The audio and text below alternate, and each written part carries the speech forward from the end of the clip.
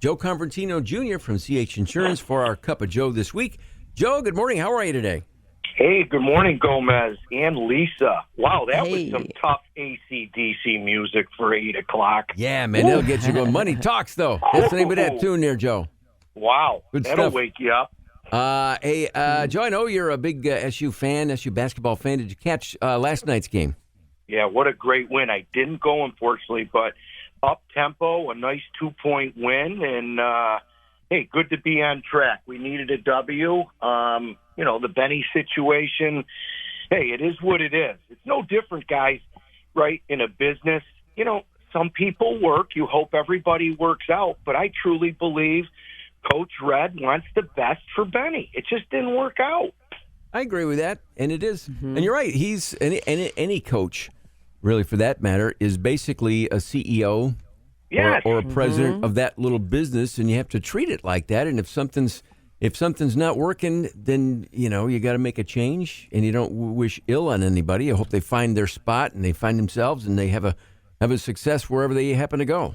Correct. It never happens at Galaxy or CH Insurance, though. does it? Exactly. Exactly, Joseph.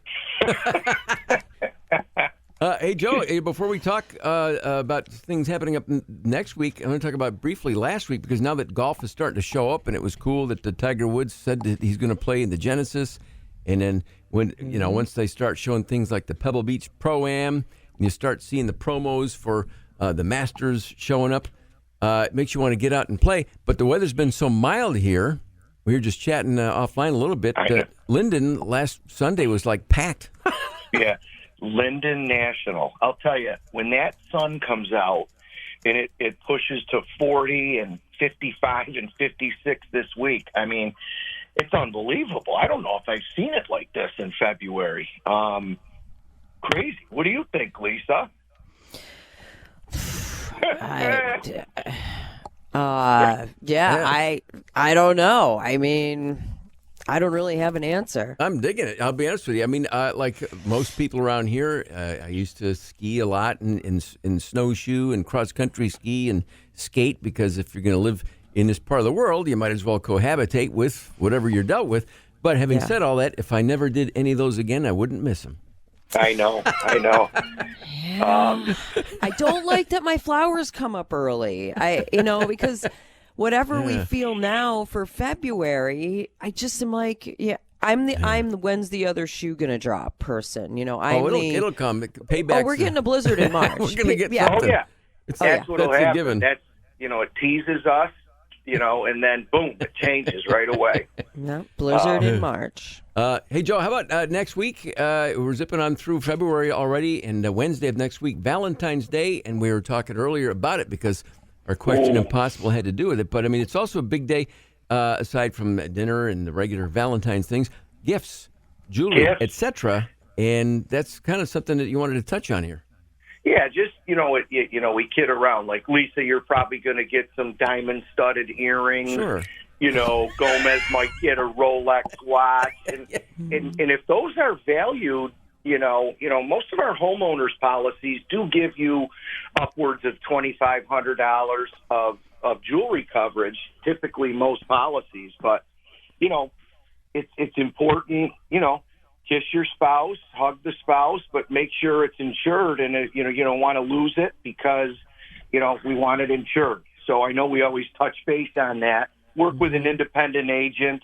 Sometimes the jewelers do say, "Do you want the insurance?" I would say make sure you put it on your own policy rather than maybe buy it from the jeweler. Okay. Yeah, for sure. Why? Just out of curiosity, it's just an easier if something were to happen. Yes, because, the jeweler may not, and not a lot of them do it, but the jeweler may not know what type of policy you have, right? It's like you buy a car and someone in there is trying to sell you car insurance. You got to be careful. You want to make sure you work with an independent agent that knows your situation. Got it. Good tip here as we head into what's starting to be a busier time of the year. How about yourself, Joe? What do you got going on in the foreseeable future? Foreseeable future, I'll be down in Florida for a week or two. Just don't worry, I'm working down there, Lisa and Gomez. But just, hey, it's that mid-February doldrum, but the lights at the end of the tunnel, guys, right? I mean, think about it. The lights at the end of the tunnel, and time flies, and it's a good way to really hone in whether, your personal life, your business, right? Get these things out of the way so you can really drive the next 10, 12 months into your goals and dreams. That's how we look at things.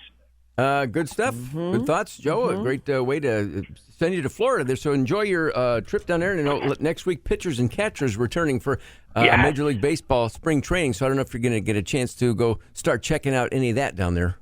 That'll be great. Well, the Fort Myers area, I think, has the Twins. There's so many. The Red Sox are down here, the dreaded Red Sox. Yankees are up in Tampa. Maybe.